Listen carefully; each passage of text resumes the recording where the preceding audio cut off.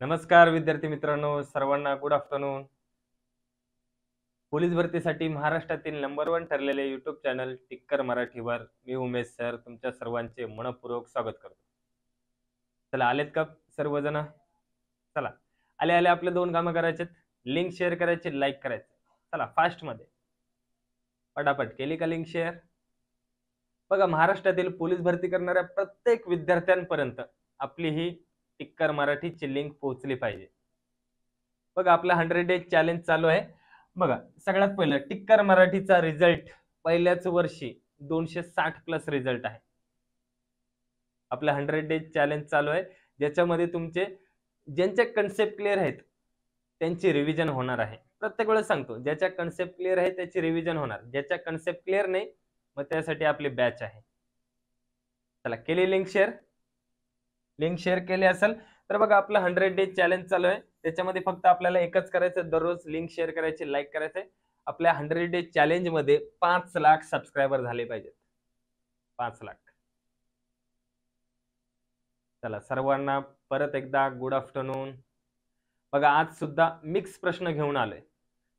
भरपूर जण बोलतात सर टॉपिक वाईज नाही, जरा मिक्स पण घेत चला. तर मध्ये मध्ये असे मिक्स प्रश्न घेऊन आलोय. शेवटपर्यंत बघायचे. बेसिक बेसिक प्रश्न आहेत, ते प्रश्न चुकतात आणि तुमची मेरिट ठरवतात. तर शेवटपर्यंत बघायचे प्रश्न. चला बघूया पहिला प्रश्न. बघा, 703 वजा 503 बरोबर किती? बघा, अपूर्णांकाची बेरीज वजाबाकी करताना सर्वात महत्वाची कन्सेप्ट सांगतो. बघा, अपूर्णांकाची बेरीज वजाबाकी करताना सगळ्यात पहिलं महत्वाचं म्हणजे छेद समान करायचा. तर छेद समान करायचा असेल तर काय करायचंय, त्यांचा लसावी काढायचा. पण जर ऑलरेडी छेद समान असेल तर अंशाचा मध्ये जे चिन्ह असेल ते करायचं. मध्ये वजाबाकी चिन्ह असेल तर अंशांची वजाबाकी करायची, जर मध्ये प्लस चिन्ह असेल तर अंशांची बेरीज करायची. म्हणजेच काय उत्तर येईल बघा, छेद समान आहे, छेद त्यांचा सेम ठेवला, मग काय येणार बघा, 7 वजा 5. 7 मधून 5 गेले, 2 छेद आहे तसाच. म्हणजे काय उत्तर आलं याचं, 2/3. ऑप्शन नंबर 2 आलंय सगळ्यांचं बरोबर. व्हेरी गुड, छान, हुशार झालेत आता सर्व. समजलंय? चला पुढचा प्रश्न बघूया. बघा, 85,053 या संख्येतील 5 या अंकाची स्थानिक किमतीतील फरक किती? ऑप्शन बघा, 950, 4,950, 5,050 आणि 5,950. चला सांगा पटापट काय उत्तर येईल. फक्त ऑप्शन नंबर सांगायचा आहे. ऑप्शन नंबर 1, 2, 3 की 4? चला फास्ट मध्ये सांगायचं. बघा, स्थानिक किंमत या टॉपिक मधला प्रश्न आहे. स्थानिक किंमत म्हणजे काय, त्या अंकाचं स्थान कुठे आहे, त्या अंकाचं स्थान कुठे आहे. आणि दर्शनी किंमत म्हणजे काय, जी आपल्या डोळ्याला दिसते तीच किंमत. म्हणजे जर 5 ची दर्शनी किंमत विचारली तर 5च. मग 5 तो पहिला असो, शेवटा असो, मध्ये असो, कुठे असो. पण स्थानिक किंमत म्हणजे काय, आता बघा पहिला हा 5 आहे, त्याची स्थानिक किंमत, तो 5 लिहायचा, त्याच्या पुढे जेवढे अंक असतील तेवढे शून्य द्यायचे. तेवढे काय द्यायचे, शून्य. 5च्या पुढं, ह्या पहिल्या 5च्या पुढं किती अंक आहेत, 3. मग ह्याची स्थानिक किंमत किती येणार, 5,000. दुसरा जो 5 आहे तो लिहिला, त्याच्या पुढे एकच संख्या, त्याची स्थानिक किंमत किती येणार, 50. करा याची वजाबाकी, 4,950. समजलं स्थानिक किंमत? Concept clear? ऑप्शन नंबर 2, ज्या अंकाची स्थानिक किंमत आपल्याला विचारली, ज्या अंकाची स्थानिक किंमत काढायची, तो अंक लिहायचा, त्याच्या पुढं जेवढेही संख्या असतील तेवढे शून्य देऊन टाकायची. ही झाली त्याची स्थानिक किंमत. पण कुठपर्यंत, जर पॉइंट नसेल तर. कळलं? पॉइंट नसेल तर जेवढे पुढे अंक आहेत तेवढे शून्य देऊन टाकायचे. समजलं का? म्हणजे ती संख्या पूर्ण पाहिजे, अपूर्णांकात, पॉइंट मधले नाही. कळले? पुढचा प्रश्न बघा, खालीलपैकी कोणत्या संख्येला 9 ने भाग जातो? ऑप्शन बघा, 12,540, 7803, 1233 आणि चौथा ऑप्शन यापैकी सर्व, वरील सर्व. तर बघा काय लिहायचं उत्तर, व्यवस्थित बघायचंय आणि मग सांगायचंय. बघा, उत्तर लिहिताना घाई करायची नाही, टिक करायला अजिबात घाई करायची नाही. नाहीतर प्रश्न वाचला, 9 ने कोणत्या संख्येला भाग जाईल, पहिला संख्येला भाग गेला, लगेच तिथंच टिक केलं, तिथंच टिक करायचं नाही. बघा, एकतर पहिली गोष्ट म्हणजे व्यवस्थित वाचायला शिकायचं. प्रश्नामध्ये दिलेलं काय, विचारलं काय, आणि त्यानंतर ऑप्शन सुद्धा एकदा सर्व बघायचे, ऑप्शन सुद्धा सर्व एकदा नीट बघून घ्यायचे. काय आलं उत्तर? Option number 4. बघा 9 ने भाग जाणार म्हणजे 9ची कसोटी. 9ची कसोटी काय सांगते? दिलेल्या सर्व अंकांची बेरीज 9च्या पटीत पाहिजे. पहिला आपण अंक बघितला, पहिली संख्या बघितली 12,546. सगळ्यांची बेरीज करा. 5 आणि 4 9, 6 आणि 2 8 आणि 1 9 आहे 9च्या पटीत. 18 9च्या पटीत आहे. पुढे बघितलं बघा 7 आणि 3 10, 10 आणि 8 18, 18 सुद्धा आहे 9च्या पटीत. पुढे बघितलं 3 3 6 आणि 2 8 आणि 1 9 ही सुद्धा आहे. म्हणजेच इथं 1 2 3 ला टिक न करता 4 नंबर ऑप्शनला टिक करायचं. वरील पैकी सर्व किंवा या सर्व संख्यांना जातोय तर जातोय सगळ्या संख्यांना, कोणत्याही एका संख्येला नाही जात, या दिलेल्या सर्व संख्यांना भाग जातोय. म्हणून ऑप्शन नंबर येणार 4 इथं. कळलं? जरी तुम्ही ऑप्शन नंबर 4 वाचलं आणि कधी कधी लगेच ह्यालाच टिक करतात, असं करायचं नाही. एकदा चेक पण करायचं, क्रॉस चेक, कारण आपल्याला उत्तराला मार्क आहेत, स्टेपला नाही. कळलं? आणि आपल्याला योग्य उत्तराला मार्क आहेत. लगेच यापैकी सर्व दिसला, वरील पैकी सर्व दिसला, लगेच तिथं टिक करायचं नाही. कळले? समजले? जाऊ द्या 10 सेकंद, पण आपलं उत्तर चुकणार नाही. कळलं? पुढचा प्रश्न बघा 0.15 गुणिले 1.5 गुणिले 0.015 छेद 0.5 गुणिले 0.005 गुणिले 5 बरोबर किती? पॉइंट आलं, भरपूर जण घाबरतात, काही घाबरायचं नाही. पॉइंट आलं, लक्षात द्यायचं नाही. ऑप्शन बघा 27 2.7 0.27 270. काय उत्तर याचं? चला सांगा तुम्ही. ऑप्शन नंबर सांगायचा फक्त, 1 का 2 का 3 का 4.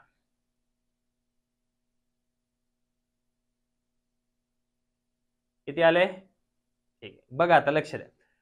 पॉइंटचा गुणाकार भागाकाराला काही टेन्शन घ्यायचं नाही. सगळ्यात पहिलं पॉइंट नाहीये असं समजायचं. पॉइंट नाहीये, संख्या काय बघा इथं 15 लिहून टाका. 15 गुणिले 15 गुणिले 15 छेदस्थानी 5 गुणिले 5 गुणिले 5.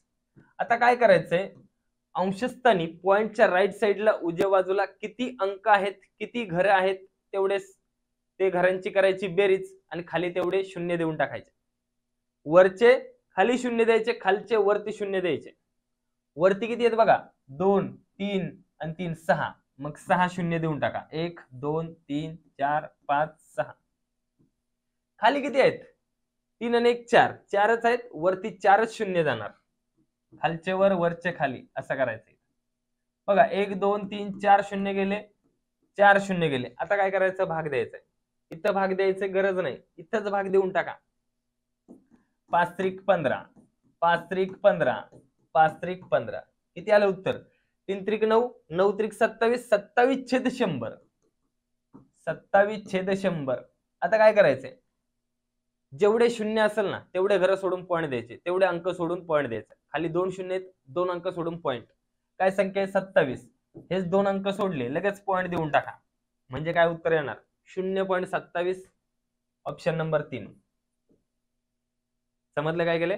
सगळ्यात पहिले पॉइंट काढून टाकायचे, जेवढे वरती आहेत पॉइंट तेवढे खाली शून्य द्यायचे, जेवढे खाली आहेत तेवढे वरती शून्य द्यायचे. भाग द्यायचा, 100ला धक्का लावायचा नाही. कळलं?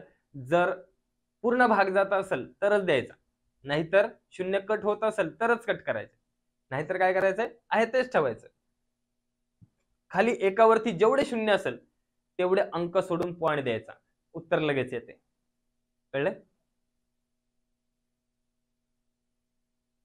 पुढचा प्रश्न बघा 40 मजूर 60 दिवसात 30 खंदक खणतात, तर 20 मजुरांना 15 खंदक खणण्यासाठी किती दिवस लागतील? बघा काळकम वेग मधला प्रश्न आहे.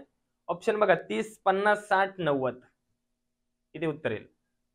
आता बघा काळकम वेग मधला प्रश्न आहे, तर फक्त एकच गोष्ट लक्षात ठेवायची, काम समान आहे का, काम तेच आहे का.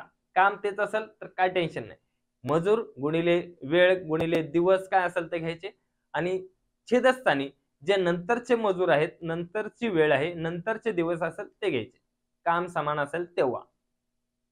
तर प्रश्नामध्ये आपल्याला इथं दिले, पहिले खंदक किती खणायचे 30, नंतर किती आहेत 15, म्हणजे काम वेगवेगळं आहे. पहिलं 30 खंदक खंदायचे होते, आता 15च आहे. काम वेगवेगळं असेल तर काय करायचं, हा दुसऱ्याचं काम आहे, हा लिहायचं पहिल्याला, हे पहिल्याचं काम आहे, हे लिहायचं दुसऱ्याला. बाकी कुठेच बदल करायचा नाही. म्हणजेच काय येणार, किती मजूर आहेत, 40 मजूर, दिवस किती आहेत, 60, गुणिले हे काम घ्यायचं आणि छेदस्थानी हे काम लिहून टाकायचं. आता नंतरचे मजूर किती आहेत, 20 लिहून टाका. कळलं काय केलंय, पहिल्याचं काम दुसऱ्याला, दुसऱ्याचं काम पहिल्याला, दुसऱ्याचं काम पहिल्याला लिहिलं, पहिल्याचं काम दुसऱ्याला, बस. कळलं, एकदम सोपी ट्रिक. एवढंच लक्षात ठेवायचं, काम समान असेल सरळ सरळ लिहायचं, काम समान नसेल, वेगवेगळं असेल, जास्त असेल कमी असेल, त्याची काही घेणं देणं नाही. फक्त वेगळं आहे तर दुसऱ्याचं पहिल्याला लिहायचं, पहिल्याचं दुसऱ्याला लिहायचं, एवढंच. भाग द्या आता. 30 एके 30, 30 दुने 60, 20 एके 20, 20 दुने 40. करा गुणाकार, 2 दुने 4, 15 चोक 60. म्हणजे किती दिवस लागतील, तर 60 दिवस लागतील. Option number 3. किती दिवस लागतील, 60 दिवस. समजलंय, कन्सेप्ट क्लिअर येतं काळकाम वेगची. काम समान असेल, काम वेगवेगळं असेल. क्लिअर. चला, अजूनही ज्यांनी लाईक केलं नसेल त्यांनी लाईक करून घ्यायचे फास्ट मध्ये. एक 5 सेकंद जातील. बॅक जा, जो थंब आहे त्याला काळा करा फक्त. लिंक शेअर केली नसेल, लिंक शेअर करून या फास्ट मध्ये. ज्याची कन्सेप्ट क्लिअर नाही त्याच्यासाठी आपल्याकडे आहे बॅच नंबर 10 टार्गेट बॅच. याच्यामध्ये तुम्हाला 2 ऑप्शन आहेत. ज्याला फक्त लाईव्ह लेक्चर करायचे, तेच लेक्चर रेकॉर्डेड मध्ये बघायचे, त्याच्यासाठी 999 रुपये. आणि ही कॉम्बो बॅच 1 नंबर बॅच आहे, खतरनाक बॅच आहे, जबरदस्त बॅच आहे. या बॅचची फी आहे 2500 रुपये. हे वसूल होऊन जातात 2500 रुपये वसूल. कारण ह्याच्यामध्ये तुम्हाला दररोज 4 तास लाईव्ह लेक्चर भेटणार. 4 वेगवेगळे शिक्षक दररोज तुम्हाला शिकवणार, प्रत्येक वेगवेगळ्या चॅप्टर. त्यानंतर जर तुमचं लेक्चर मिस झालं तर त्याचे रेकॉर्डेड लेक्चर तुम्ही 1 वर्षापर्यंत कितीही वेळा बघू शकता, कितीही वेळा. त्यानंतर स्पेशल पीवायक्यू भेटणार, दररोज टॉपिक नुसार एमसीक्यू. दररोज ऍप चेक करायचं, दररोज तुम्हाला टॉपिक नुसार एमसीक्यू भेटणार. म्हणजे रोजचे काही प्रश्न पण भेटणार. म्हणजे तुमचं शिकवणं तर होते, प्लस तुमचं रिव्हिजन सुद्धा इथंच होते. दररोज तुम्हाला प्रश्न भेटले, वाचून काढायचे, काय वाटलं लिहून काढायचे. पुढे बघा, दररोज टॉपिक नुसार पीडीएफ. जे पण शिकवलं जाणार ते फक्त तुम्ही रेकॉर्डेड मध्ये न बघता तुम्हाला त्याची पीडीएफ सुद्धा भेटणार. दररोज लेक्चर झालं सकाळी, संध्याकाळी पीडीएफ, त्याची रिव्हिजन करायची. आपण आज सकाळपासून काय शिकलोय, समजा गणिताचं लेक्चर आहे, कोणता टॉपिक झाला, त्याच्यावरती काय काय प्रश्न होते, पीडीएफ बघा. पीडीएफ बघायला काय जास्त वेळ लागत नाही. पीडीएफ बघायची, पीडीएफ मध्ये काय काय प्रश्न आहेत, फक्त प्रश्न बघायचे, सोडवायला घ्यायचं. जिथं वाटलं तुमचं उत्तर चुकलंय तिथं पीडीएफ मध्ये जाऊन बघायचंय कशा पद्धतीने सोडवले. नाही समजलं मग तो व्हिडिओ बघायचा, समजून जाईल. झाली रिव्हिजन इथंच. एकाच दिवसात शिकणं पण, एक्स्ट्रा प्रश्न पण, रिव्हिजन पण. पुढे अजून तुम्हाला वाटलं अजून 10 ई बुक आहेत. 10 ई बुक, मराठीचे 2, गणिताचे 2, बुद्धिमत्ताचे 2, सामान्य विज्ञानचे 2, सामान्य ज्ञानाचे 2, एक सब्जेक्टिव्ह, एक ऑब्जेक्टिव्ह. सब्जेक्टिव्ह मध्ये तुम्ही शिकणार, ऑब्जेक्टिव्ह मध्ये फक्त प्रश्न उत्तर, फक्त प्रॅक्टिस करायची. ते ऑब्जेक्टिव्ह वाले जे आहेत प्रश्न उत्तराचे, ते आपला सगळा पोर्शन झाला, सगळा सिलेबस झाला का त्याच्यानंतर करा. किंवा एक पूर्ण टॉपिक झाला तर त्या टॉपिकचे प्रश्न बघायचे. इतकंच रिव्हिजन त्याच दिवशी करून टाकायचे, कारण हे सर्व ई बुक तुम्हाला फ्री मध्ये भेटणार. त्यानंतर बघा, चालू घडामोडी अतिशय महत्वाचा पार्ट आहे. आजकाल एक्झामला कोणती एक्झाम घेतली तरी चालू घडामोडीचे प्रश्न येतात म्हणजे येतातच, आणि हेच प्रश्न तुमचे मेरिट ठरवतात. तर त्यामध्ये बघा तुम्हाला 1 महिन्याचं, 3 महिन्याचं, 6 महिन्याचं सर्व काही भेटून जाणार फ्री मध्ये. तुम्हाला बाहेरून काहीच घ्यायची गरज नाही, काही बघायची पण गरज नाही. अजून तुम्हाला बघा 100+ प्रश्नपत्रिका संच भेटणार आणि तुमचं डाऊट सेशन होणार.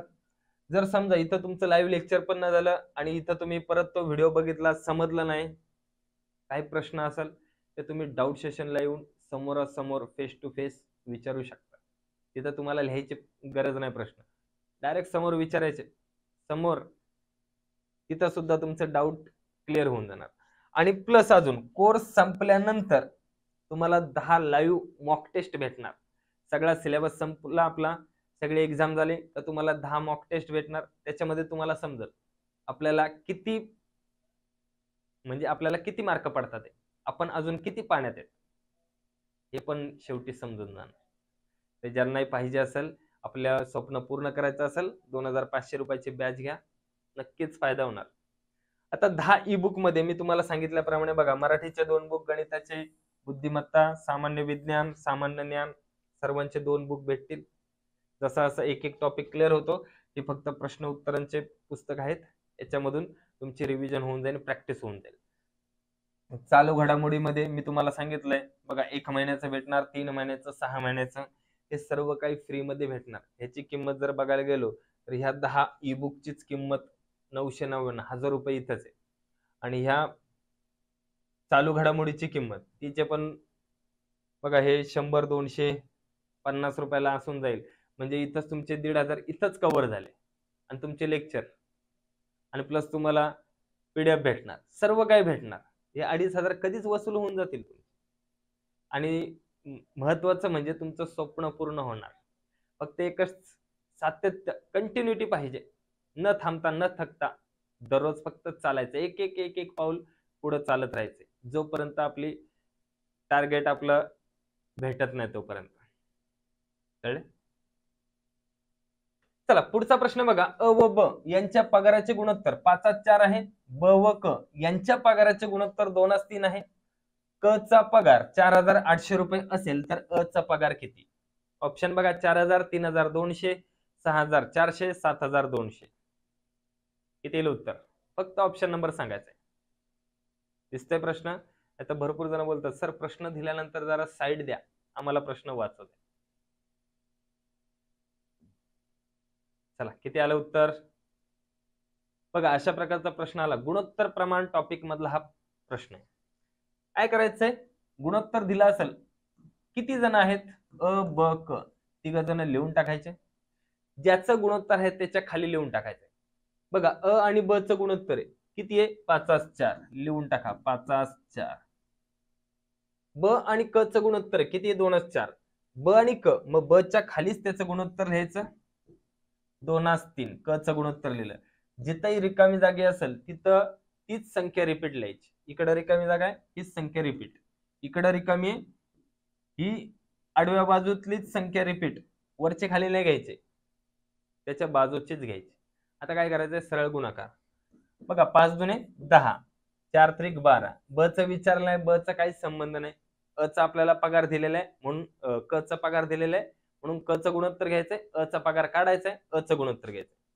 आता क चा पगार दिलाय, क चं गुणोत्तर आलंय 12. पगार किती दिलाय त्याचा, 4,800 रुपये. अ चं गुणोत्तर किती आलंय, 10. अ चं गुणोत्तर आलं 10. मग 10 भाग बरोबर किती? तिरकाच गुणाकार, 4,800 गुणिले 10 भागिले 12. 12 चोक 48. 4 वरती 1 2 3 0, म्हणजेच किती आलं उत्तर, 4,000. अ चा पगार किती असेल इथं, ऑप्शन नंबर 1, 4,000. सगळ्यांचं आलंय बरोबर, व्हेरी गुड, छान. समजलंय? काय करायचं, ज्याचं गुणोत्तर आहे त्याच्या खालीच लिहायचं. जिथं रिकामी जागा आहे तिथं तीच संख्या रिपीट लिहायची, तीच संख्या रिपीट. कळले? आणि सरळ गुणाकार करायचा. पुढचा प्रश्न बघा, आरिफने त्याच्या शेतातील 48 आंबे विकल्यावर त्यास 8,000 रुपये मिळाले, तर आरिफच्या आंब्याला प्रति डझन किती रुपये मिळाले? प्रति डझन आंब्याची किंमत किती? ऑप्शन बघा, 12,000, 1,000, 2,000 आणि 1,800 रुपये. 1 डझनची किंमत विचारली. येईल का सोडवता? काय आलं उत्तर? ऑप्शन नंबर 1 की 2 की 3 की 4? आता बघा, जसं तुम्हाला प्रश्नामध्ये विचारले तसा प्रश्न सोडवायचा. म्हणजेच काय विचारलंय प्रश्नामध्ये, प्रति डझन. आता 48 आंबे म्हणजे किती डझन? 12 चोक 48. बघा, इथं लिहितो मी डझन, इथं लिहितो रुपये. सिंपल आपली एकदम सोपी कन्सेप्ट. बघा 48 आंबे म्हणजे 4 डझन. 4 डझन बरोबर किती आहेत? 8000. आपल्याला काढायची 1 डझन किंमत. 1 डझनची किंमत 1 बरोबर किती? तिरकस गुणाकार 8000 गुणिले 1 भागिले 4. 4 दुने 8. 1 2 3 0. म्हणजे एका डझनची किंमत किती? 2000 रुपये. महाग आंबे आहेत तिथं. एका डझनची किंमत किती? 2000. समजलं? जर तुम्ही 8000 ला 48 ने भाग देणार तर ते पॉइंट मध्ये येणार, परत गुणिले 12 करणार. एवढं अवघड करण्यापेक्षा सोपं जसं गणितात दिलेलं आहे प्रश्नामध्ये तसं त्या पद्धतीने सोडवायचं. आता डझनची किंमत विचारली ना, मग डझनचीच किंमत काढायची. म्हणजे 48 न घेता 48 म्हणजेच काय? 4 डझन. मग 4 डझन बरोबर 8000. तर 1 डझन बरोबर किती? लगेच उत्तर येतं काही सेकंदात. आपली कन्सेप्टच तशी आहे. खतरनाक. आले उत्तर? पुढचा प्रश्न बघा. एका गावची लोकसंख्या 2420 आहे. दरवर्षी लोकसंख्या वाढीचा वेग 10 आहे. तर 2 वर्षापूर्वी त्या गावची लोकसंख्या किती होती? ऑप्शन बघा. 2400, 2000, 2020 यापैकी नाही. बघा तुमची कन्सेप्ट मी इथंच क्लिअर केली होती. आठवा काय सांगितलेलं मी. पूर्वी असू नंतर असू कशा पद्धतीचं सोडवलं सांगा. त्याला ऑप्शन नंबर सांगा. Very good. 2000. क्या बात आहे. छान. बघा जी लोकसंख्या आहे ती घेतली 2420. विचारलंय का आता? पहिलं. दुसरी गोष्ट इथं काय दिलेले? वाढती. 10 ने वाढती म्हणजे 10% वाढती. तिसरा प्रश्न याच्यामध्ये काय विचारले? पूर्वीचं विचारले. जर पूर्वीचं विचारलं असेल तर 100 वरती आणि वाढते ना 100 मध्ये तेवढे प्लस करायचे ते खाली. किती वर्षापूर्वी विचारले? 2 वर्षापूर्वी. मग 2 वेळा करायचं असं 100/110. कळलं? जर नंतरची विचारली असती नंतरची तर काय लिहिणार? सरळ सरळ 110%. 110%. पूर्वीची विचारली तर फक्त त्याला उलट करायचं. 100 वरती 110 खाली. 100 वरती 110 खाली. किती वेळा करणार? जितक्या वेळा प्रश्नामध्ये दिले तितक्या वेळा. आता काय करायचं? भाग द्यायचा. 1 2 शून्य गेले. 1 2 शून्य गेले. 11 ने भाग द्या. 11 दुने 22. 2 उरले. 11 दुने 22 0. परत 11 एके 11. 11 दुने 22 0. अजून किती शून्य आहेत? 2 शून्य. म्हणजेच किती आलं? 2 वरती 3 शून्य. म्हणजेच त्या गावची लोकसंख्या किती होती 2 वर्षापूर्वी? तर 2000 होती. दरवर्षी 10% वाढलेली आहे. कळलं? पूर्वीची काढायची असेल फक्त इथं उलट करायचं. बस एवढंच. नंतर भाग द्यायचा. उत्तर बरोबर येणार म्हणजे येणार. नंतरची विचारली तर जेवढे टक्के असेल तेवढे टक्के काढायचे. वाढत असेल तर 100 मध्ये प्लस करायचं. घटत असेल कमी होत असेल तर 100 मधून तेवढेच टक्के मायनस करायचे आणि लिहायचे. बाकी कन्सेप्ट हीच. नंतरची असेल तर तेवढे टक्के. आधीची असेल तर 100 वरती टक्के खाली. वाढली तर प्लस 100 मध्ये. कमी झाली तर 100 मधून मायनस. Clear concept? पुढचा प्रश्न बघा. 12 अधिक 52 भागिले 13 अधिक 9 गुणिले 2 बरोबर किती? बघा पदावली ह्या टॉपिक मधला प्रश्न आहे. सर्व प्रश्न असे मिक्स आणलेत. मिक्स. सगळ्या टॉपिकची झलक भेटेल तुम्हाला. ऑप्शन बघा. 26 34 30 28. काय उत्तर येईल याचं? फक्त ऑप्शन नंबर सांगायचा. ऑप्शन नंबर 1 की 2, 2 की 3, 3 की 4. वही पेन घेऊनच बसायचंय सोडवायला. तोंडी मनाने अंदाजे सांगायचं नाही. कळलं? बघा पदावलीमध्ये सगळ्यात पहिला आपण काय सोडवणार? कंस. नंतर भागाकार. नंतर गुणाकार. मग बेरीज वजाबाकी. आता इथं कंस नाही मग भागाकारने सुरुवात. बाकी आहे तसंच लिहायचं. बघा 12 अधिक 52 भागिले 13 किती आलं? 13 चौक 52. 4 लिहिलं. अधिक 9 गुणिले 2 लिहून टाका डायरेक्ट. 9 दुने 18. आता करा सगळ्यांची बेरीज. 12 4 16. 16 18 34. Option number 2. Very good. सगळ्यांचं बरोबर. छान. कळलंय? समजलंय सगळ्यांना? पुढचा प्रश्न. एका हौदात अशा पद्धतीने पाणी सोडले जाते की प्रत्येक मिनिटाला ते दुप्पट होते. जर 60 मिनिटांनी हौद पूर्ण भरलेला असेल तर कितव्या मिनिटाला तो अर्धाच भरलेला असेल? ऑप्शन बघा, तिसऱ्या, 59व्या, 60व्या, 45व्या.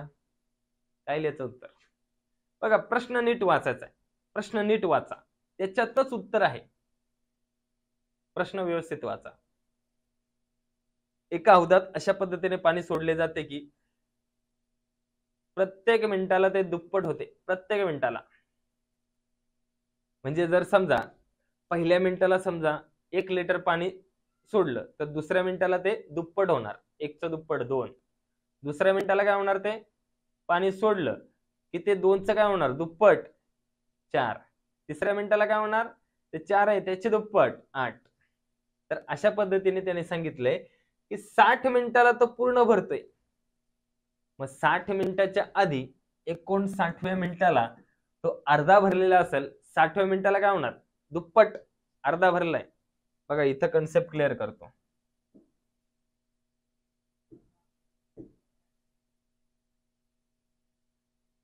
दिसतंय का वर्तुळ सगळ्यांना?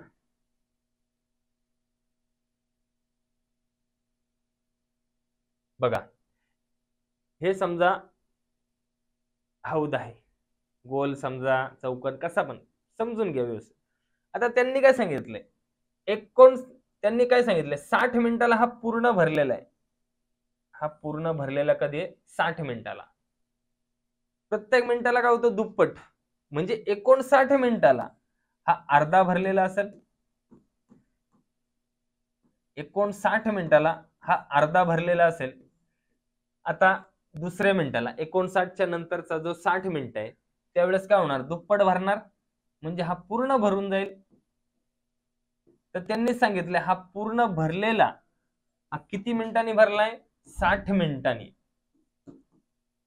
मग 59 मिनिटाला त्याच्या आधीच्या 1 मिनिटाला जेवढा असेल त्याच्या दुप्पट होणार पुढच्या मिनिटाला.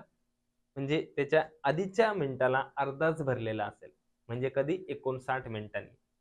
60 मिनिटाला तो डायरेक्ट दुप्पट पूर्ण भरून जाईल. कळली कन्सेप्ट?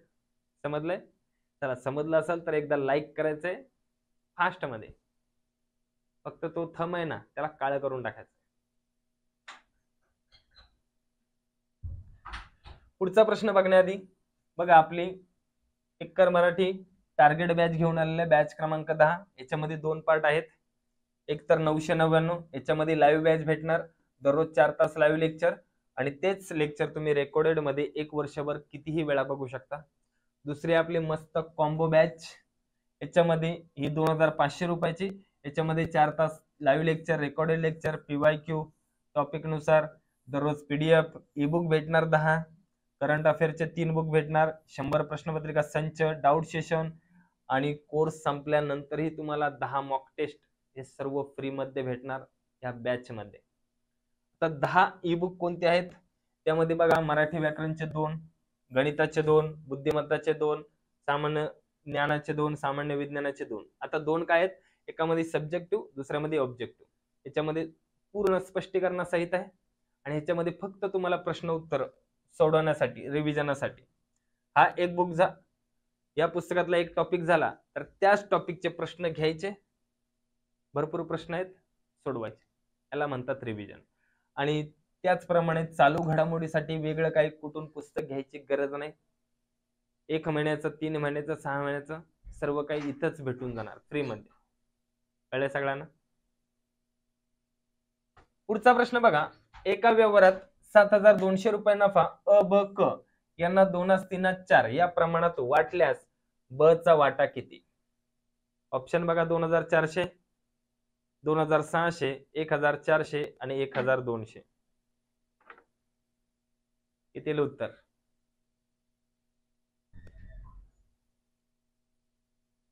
गुणोत्तर प्रमाण मधला हा प्रश्न आहे.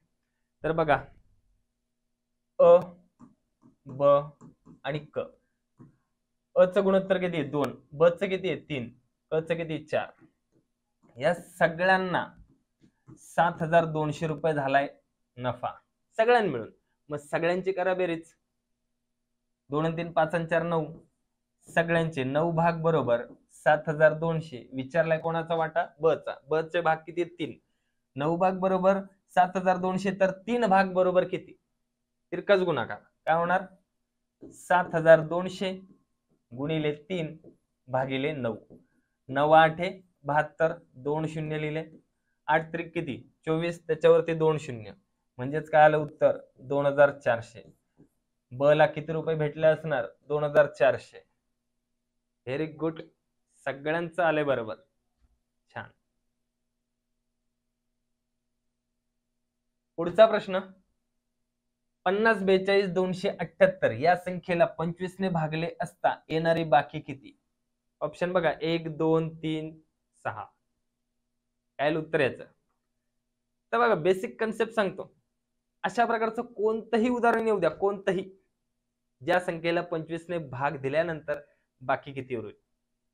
तर तुम्हाला ह्या 25 ने त्या पूर्ण संख्येला भाग द्यायची गरज नाही.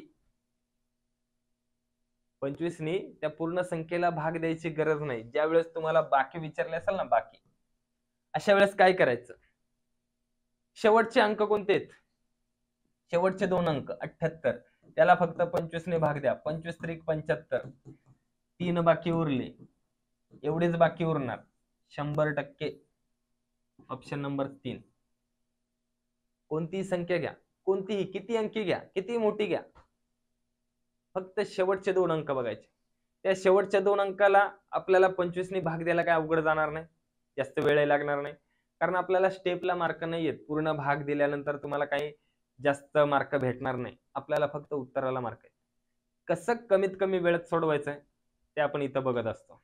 एकदम सोप्या पद्धतीने मी तुम्हाला काय सांगितलं, हीच संख्या नाही, अशी कोणतीही संख्या घ्या, कोणतीही तुमच्या मनाने संख्या घ्या, शेवटचे फक्त 2 अंक बघा, त्याला भाग द्या. जेवढी बाकी उरणार, नंतर ती पूर्ण संख्येला तुम्ही भाग दिला ना, तेवढीच बाकी उरणार. 100% सांगतो. किती बाकी उरले? 3. उत्तर आलं 3. कळलं?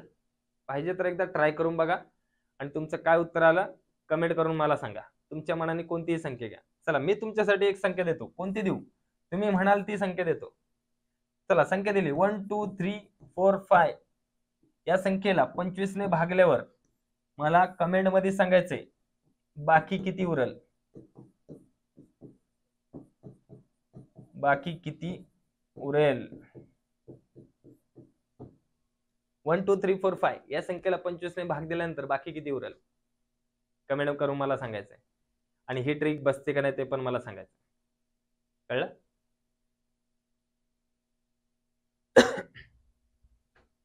पुढचा प्रश्न, 12 36 9 यांचा लसावी किती?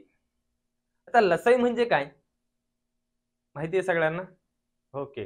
हा, लहानात लहान संख्येला लहानात लहान अशी संख्या का त्या संख्येला सगळ्या संख्यांनी भाग जातो. बरोबर, व्हेरी गुड. ऑप्शन बघा, 12 36 9 18. तर काय करायचंय? लसावी म्हणजे तुम्ही डायरेक्ट ते अवयव घेणार, पाडत बसणार. कन्सेप्ट महत्वाची बघा. जर दिलेल्या संख्यांमध्ये जी मोठी संख्या आहे, मोठी, त्या संख्येला जर इतर सर्व संख्यांनी भाग गेला तर त्याची लसावी तीच संख्या. काय सांगितलं मी? दिलेल्या संख्यांमध्ये जी संख्या मोठी आहे त्या मोठ्या संख्येला दिलेल्या सर्व संख्यांनी भाग जात असेल तर त्यांचा लसावी तीच संख्या. आता ह्याच्यात मोठी संख्या कोणती? 36. याला 12 ने भाग जातो. हा, 12 त्रिक 36. 9 ने जातो. 9 चौक 36. मग यांचा लसावी किती? 36. कारण 36 ला सुद्धा 36 ने भाग जातोच. कळली कन्सेप्ट? क्लिअर? पुढे बघा, आई व मुलगा यांच्या आजच्या वयाचे गुणोत्तर 2:1 आहे. 4 वर्षापूर्वी त्यांच्या वयाचे गुणोत्तर 9:4 होते. तर आईचे आजचे वय किती वर्ष आहे? ऑप्शन बघा, 40 50 60, 40 50 30 यापैकी नाही. बघा, वयवरीवर मी एक खतरनाक व्हिडिओ बनवलेला आहे. ज्यांनी बघितलं नसेल एकदा बघून घ्या. खतरनाक आहे. अशा टाईपचे प्रश्न जे तुम्ही एक्स मानून करता, ज्याला तुम्हाला जवळजवळ 2 मिनिटं लागतात, ते आपण इथं 20 सेकंदाच्या आत सोडवतो. 20 सेकंदाच्या आत. अशा प्रकारचा कोणताही प्रश्न येऊ द्या, 4 वर्षापूर्वी, 4 वर्षानंतर, आजचं, कधीचं, काय, सगळं काही आपल्या इकडं एकदम फास्ट मध्ये निघतं. कारण आपल्याला योग्य उत्तर पाहिजे. आपल्याला उत्तर काढत बसायची गरज नाही. स्टेपला मार्क नाही येत, उत्तराला मार्क आहेत. म्हणून नेहमी सांगतो मी सोप्या पद्धतीने, अशी सोपी पद्धत का त्या पद्धतीने सगळी गणित सुटली पाहिजे, त्या टाईपची सर्व गणित, त्याला म्हणतात ट्रिक. नाहीतर आपल्या त्याच गणिताला बसले दुसऱ्या गणिताला आलं का मग काहीतरी परत चेंज करणार. आपल्याकडे तशी ट्रिक नसते, एकच ट्रिक सगळीकडे, रामबाण उपाय. बघा आता अशा प्रकारचं कोणतंही गणित येऊ द्या, कोणतंही, किती वर्षापूर्वी किती वर्षानंतर, काय करायचं, जे दिलेत ते लिहून टाकायचे. आई आहे, मुलगा आहे, काय सांगतो फक्त नीट लक्ष द्या. त्यांचं गुणोत्तर आहे 2:1, कधीच आहे, आजचा, लिहून टाका आजचं गुणोत्तर. नंतर पुढे काय सांगितलं, 4 वर्षापूर्वी, लिहून टाकायचं 4 वर्षापूर्वी किती झाले गुणोत्तर, 9/4, लिहून टाका 9/4. आता पुढे काय करायचं, ज्याचं आपल्याला वय काढायचंय जेव्हाच तेव्हाच गुणोत्तर घ्यायचंय. प्रश्नामध्ये कोणाचं वय काढायचं, आईचं, कधीच, आजचं. मग आईचं आजचं गुणोत्तर किती आहे, 2, ते लिहून टाकलं, गुणिले त्याच्या समोरील गुणोत्तरातील फरक, त्याचा समोरील गुणोत्तर कोणतं आहे, 9/4, याच्यातला फरक, 9तून 4 गेले 5, छेदस्थानी तिरकस गुणाकारातील फरक, तिरकस, 4 दुने 8, 9 एके 9, 9तून 8 गेले, किती उरला, 1, गुणिले इकडं तुम्हाला जेवढीही संख्या दिसते वर्ष, मग ते 4 वर्ष पूर्वी असू, नंतर असू, कधी असू, किती असू, 4 असू, 10 असू, 50 असू, किती असू, डायरेक्ट ते गुणिले घ्यायचे, भाग जायचं, भाग जात असेल तर देऊन टाकायचं, नसेल जात सरळ गुणाकार करायचा. 2×5 10, 10 चोक 24, 10 चोक 40. आईचं वय किती असणार इथं, 40 वर्ष, ऑप्शन नंबर 1 बघा. आईचं वय किती, 40 वर्ष. समजलं काय केलंय, नसेल समजलं तर आपला वयवारी या टॉपिकचा व्हिडिओ आहे माझा स्वतःचाच, तो एकदा बघून घ्या टिक्कर मराठी चॅनलवर. ज्यांनी बघितलं नसेल एकदा बघून घ्या, सर्व कन्सेप्ट तिथे क्लिअर केलेले आहेत. कळले. पुढचा प्रश्न, पुढील पैकी पूर्ण वर्ग संख्या कोणती, ऑप्शन बघा 0.225, 2.25, 22.5 आणि 0.00225.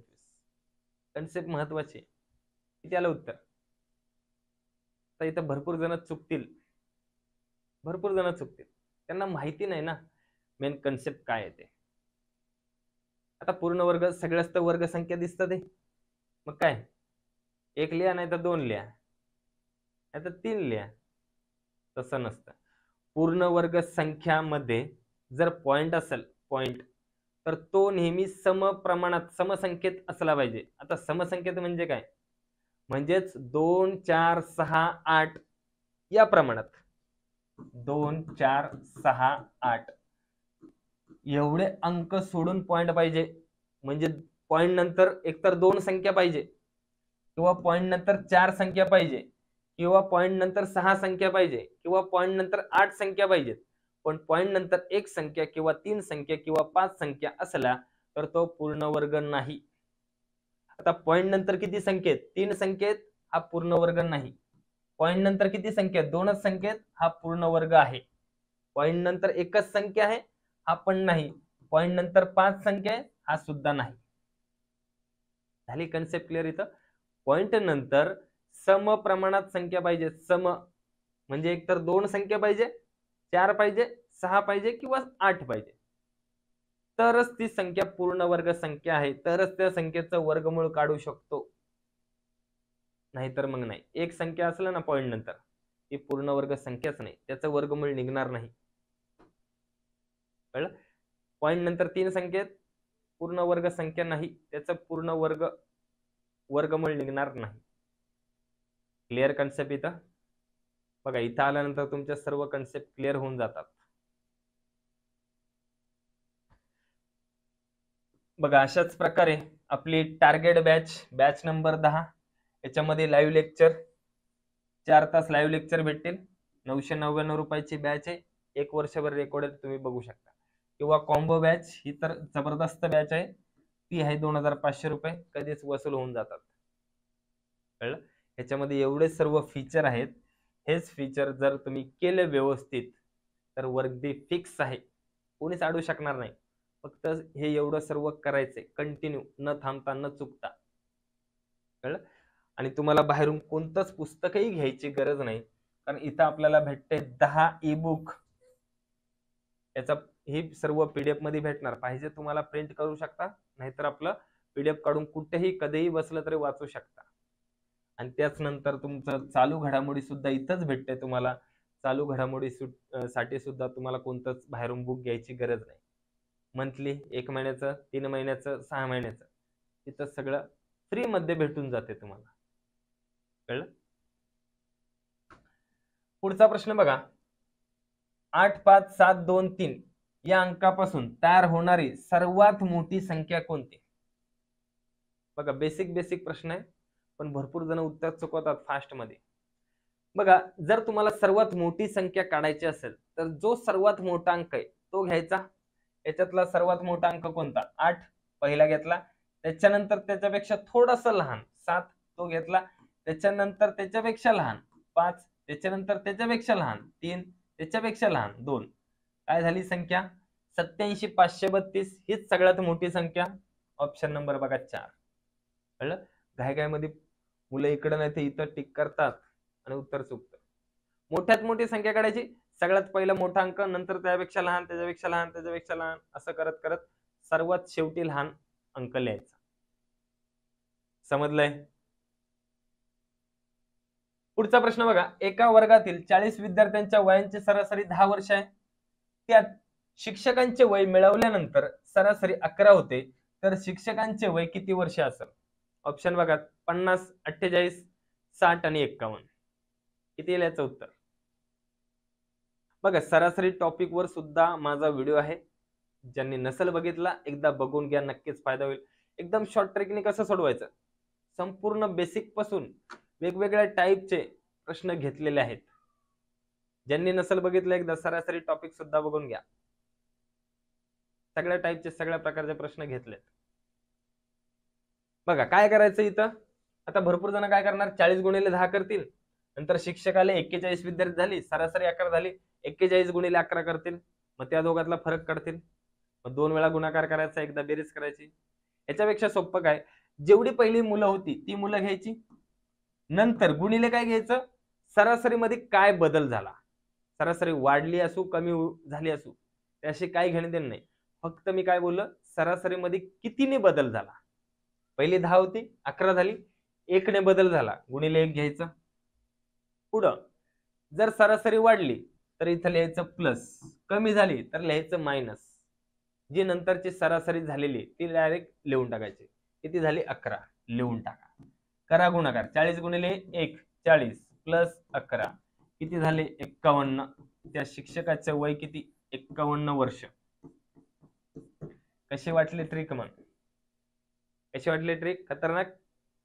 मग ते वाढल्यानंतर, कमी झाल्यानंतर हे जर तुम्हाला बघायचं असेल तर सरासरी टॉपिक वरचा माझा व्हिडिओ आहे, एकदा बघून घ्या, क्लिअर होऊन जाईल. कळलं? तरी सुद्धा मी प्रत्येक गोष्ट तुम्हाला सांगण्याचा प्रयत्न करतो. जेवढे विद्यार्थी असेल ते घ्यायचे.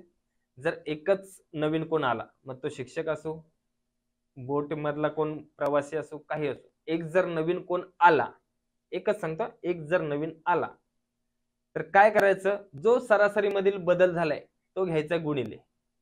मग ते 1 ने वाढू, कमी होऊ, किती होऊ, काय होऊ, कसं होऊ, काही गरज नाही. जेवढा बदल झालाय तो बदल घ्यायचा गुणिले. नंतर जर वाढली सरासरी, 10 ची 11 झाली, प्लस करायचं. 10 ची जर 9 झाली असती तर केला असता मायनस. वाढली तर करणार प्लस. त्यानंतर जी सरासरी आहे ना शेवटची, ती डायरेक्ट घ्यायची. ती सरासरी डायरेक्ट घ्यायची. झाले? समजलंय? कन्सेप्ट क्लिअर झाली? चला, अजूनही ज्यांनी लाईक केलं नसेल लाईक करून घ्यायचे. संपूर्ण कन्सेप्ट इथंच क्लिअर करून टाकतोय. कळले? आणि अशाच प्रकारे आपले आजचे प्रश्न संपलेले आहेत. तर ज्यांनी पण आतापर्यंत टिक्कर मराठी ऍप डाउनलोड केला नसेल त्यांनी करून घ्या, कारण आपले सर्व युट्यूबचे जे पीडीएफ आहेत ते सर्व फ्री मध्ये तुम्हाला भेटतात आपल्या टिक्कर मराठी ऍप वर. बघा, फ्री पीडीएफ म्हणून ऑप्शन आहे. तिथं 100 डेज चॅलेंजचे कोणते पण आपले युट्यूबचे जे पण लेक्चर होतात, 100 डेज चॅलेंजचे, मराठी व्याकरणचे सुद्धा पीडीएफ भेटेल तुम्हाला इथं. गणिताची भेटेल, जीकेची भेटेल, बुद्धिमत्ताची भेटेल, सर्व काय एकदम फ्री मध्ये. तर आपला टिक्कर मराठी ऍप डाउनलोड करायचा आहे. कळलं? त्यांचं एखादं लेक्चर मिस झालं एवढा व्हिडिओ बघायला वेळ नाही तर फ्रीमध्ये पीडीएफ बघू शकता तुम्ही. कळलं? हे जे सोडवलेले आहे ना, हे जसंच्या तसं तुम्हाला पीडीएफ मध्ये भेटणार. कळलं? आणि पोलीस भरती 2024 साठी अशाच प्रकारच्या नवीन नवीन व्हिडिओ पाहण्यासाठी चॅनलवर नवीन असेल तर सबस्क्राईब करून घ्यायचे. व्हिडिओ जास्तीत जास्त शेअर करायचे. महाराष्ट्रातील पोलीस भरती करणाऱ्या प्रत्येक विद्यार्थ्यांपर्यंत गेला पाहिजे. दररोज बोलतो पण जात नाही व्हिडिओ. प्रत्येक विद्यार्थ्यांपर्यंत गेला पाहिजे. सगळ्यांनी दररोज शेअर करायचे आणि व्हिडिओ आवडला असेल तर लाईक सुद्धा करायचे. तर असा थंब आहे ना, त्याला काळा करायचंय, काळं. कळलं? चला मग आपण इथे थांबूया. थँक्यू. जय हिंद. दररोज भेटूया दुपारी 1 वाजता.